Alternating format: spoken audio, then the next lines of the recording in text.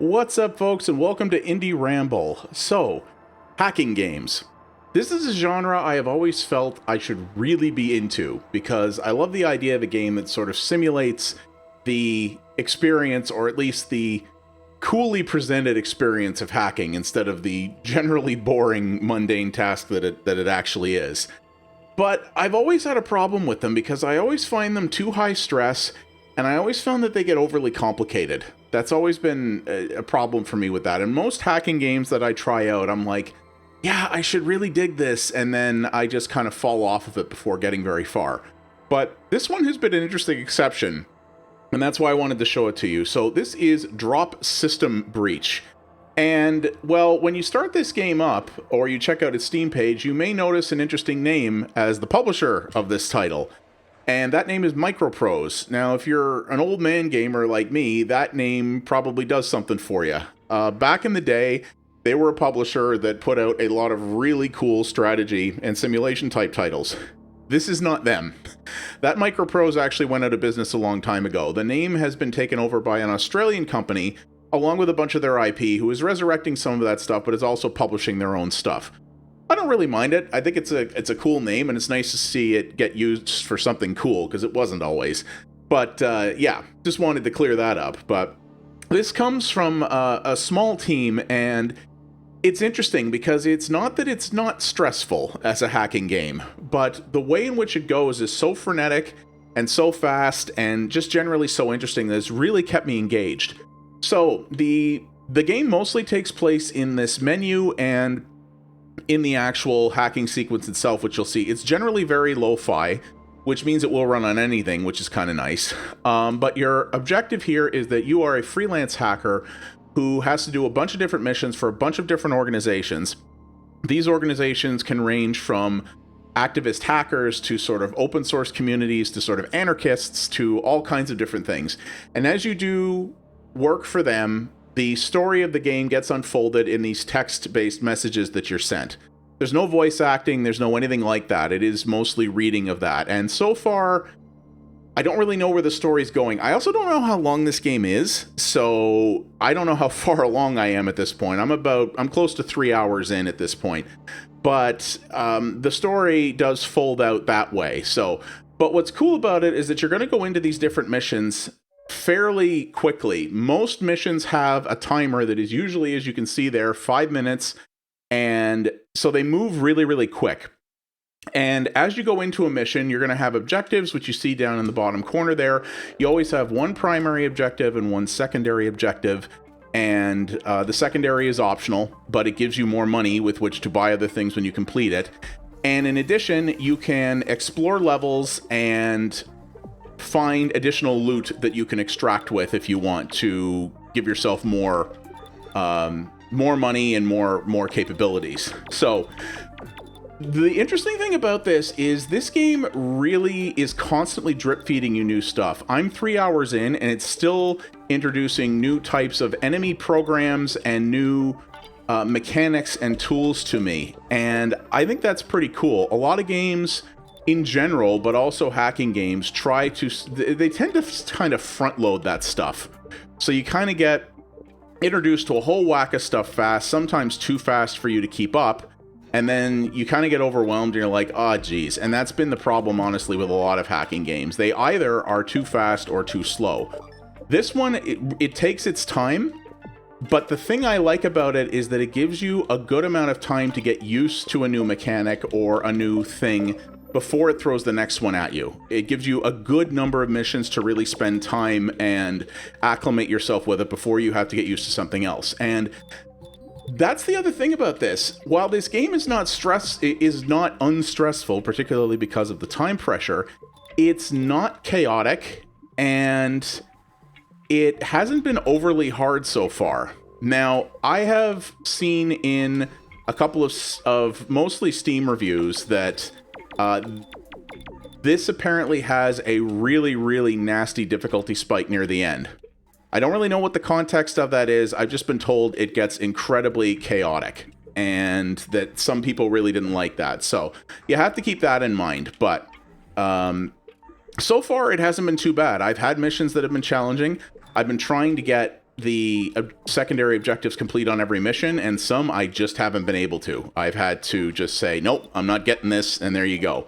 There's also not much of a permanent failure state in this game. If you fail a mission, you go back to the menu and you can start it again. That's basically it.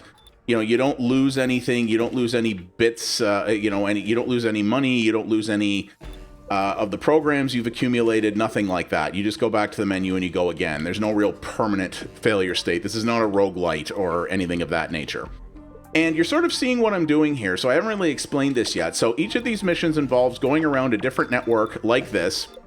And you have to balance many things at once. And so far, this may not look too hard, and it hasn't been too bad, but it will definitely get there. So what happens is that you have a number of, as I said, a number of different programs at your disposal to accomplish different kinds of things.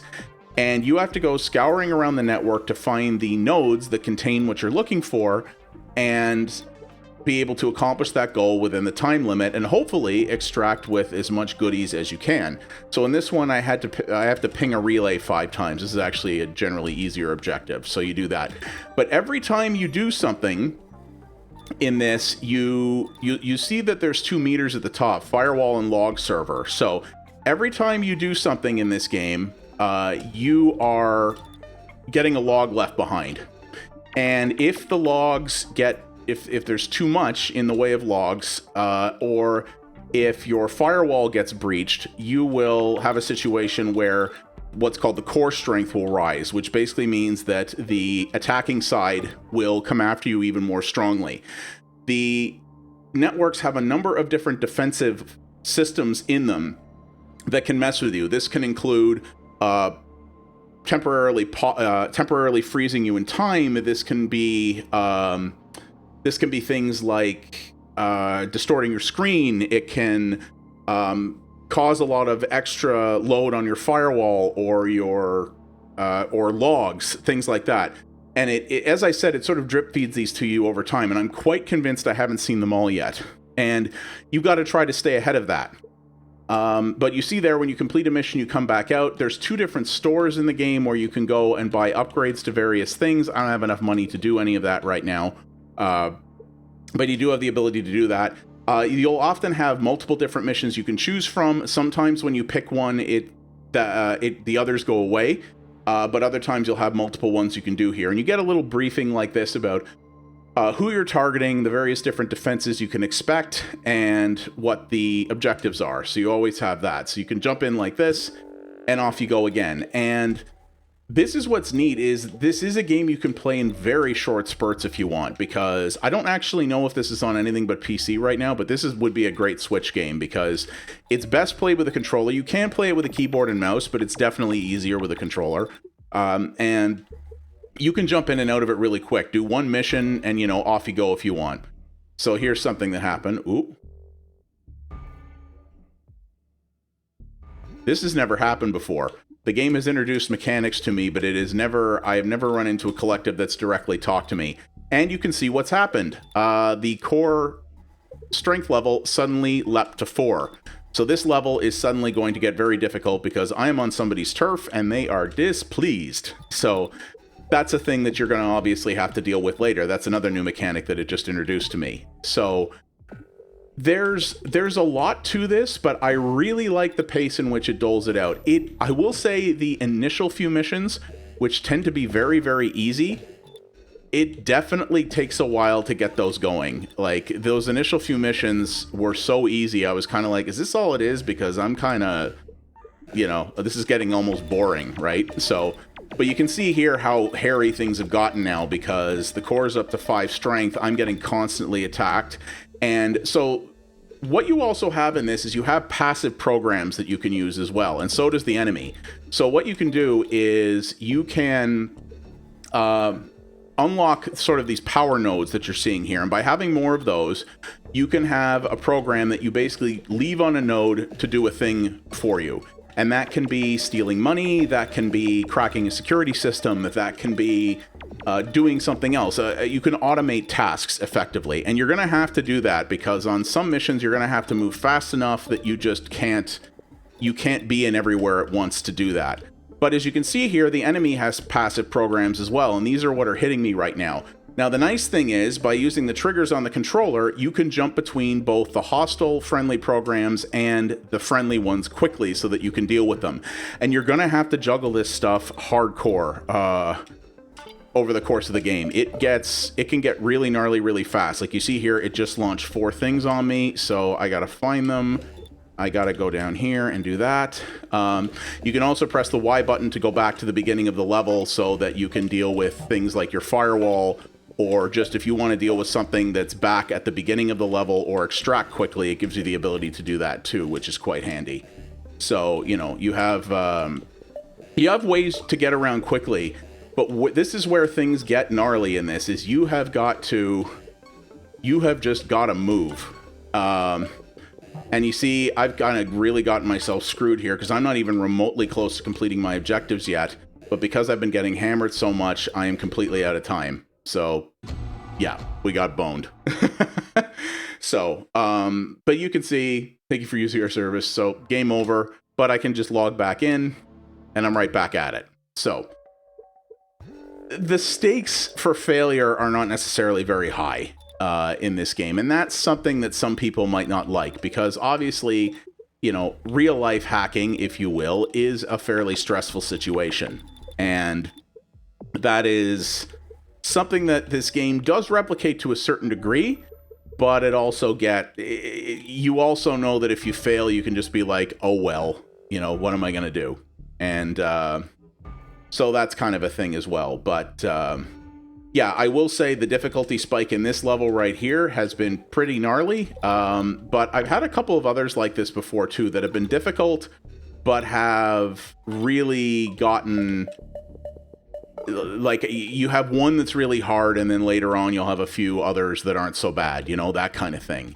So your mileage may vary on that. But yeah, I have generally found this to be quite interesting and quite compelling so far. It's definitely has the potential to get really, really challenging, and you've got to be on top of things like these hostile programs. You've got to be prepared to jump around a lot and be really, really fast to stay on top of everything. You've got to use your automated programs a lot, or you're just going to get completely overwhelmed very, very quickly.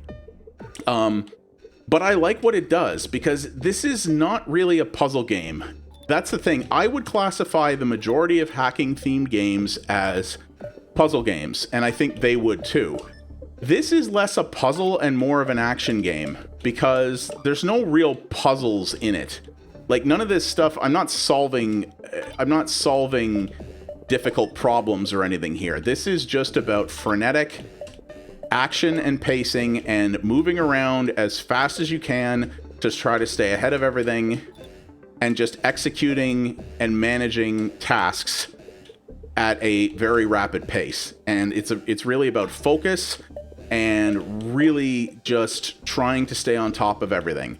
And I think it does that very well. I think as a hacking action game, this has been very interesting to me so far.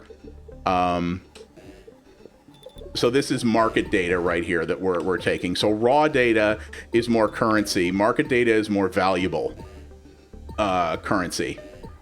So that's what we have to drain the entirety of here. And you can see there's a highway value in the upper left corner. So what the highway is just, yeah, the more you fill that up, the more extra stuff you're getting out with, effectively. So we have to find also long-range comms and run tracing processes on those. So I got to stay on top of that. Now, the nice thing is that because I took out most of the hostile programs, which were those red things that you saw, things have calmed down somewhat. So we haven't taken them all out yet, but we've taken out a lot of them. So you see here, I could do that little mini game to take out that security thing, or I was able to use a keygen program, which maybe won't take it out as fast, but is guaranteed to do it. And because with the little mini games, you can screw them up, and if you do, then you could run into a problem where you end up, triggering where you can end up triggering greater alerts and things like that. Whereas if you use one of the automated programs, then it's taken care of for you automatically. So here we go. We have to run a trace on this market comm. The process is long, but we have to run 3 of them on the same thing. So some of the objectives are spread out. Some of them, it's literally run the same thing multiple times. So we've just done that. There we go. We're done, and we out. So you kind of get the thing here. But the nice thing is we completed everything. So the raising the core security level can make things harder for you. But in most missions, it doesn't matter. It's just sort of a real-time increase in difficulty. But there are missions where there are secondary objectives like don't raise the level. And you have to be careful about that. So you can see here, we are the swarm, and this is a warning. You were there to be reminded that we do whatever we want. These guys are not happy with me right now. So that's something that we're going to have to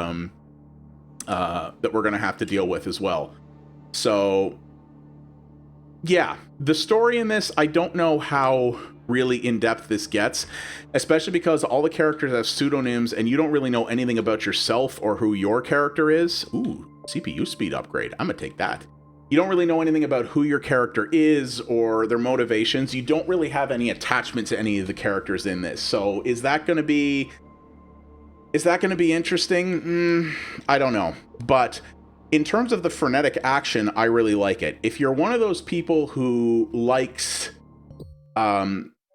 hacking games that are more about actually executing things on a command line, like that really feel a lot more like quote-unquote real hacking, you might find this a little simplistic for you. And I can understand that, and if that's the kind of game you're into, I don't blame you.